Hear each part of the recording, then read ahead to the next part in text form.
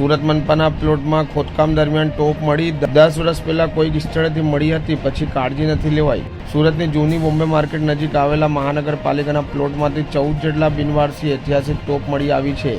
પ્લોટમાં દબાણ ખાતાની ઓફિસ હતી, ત્યાં હાલ રિનોવેશન કરવામાં આવી રહ્યું છે।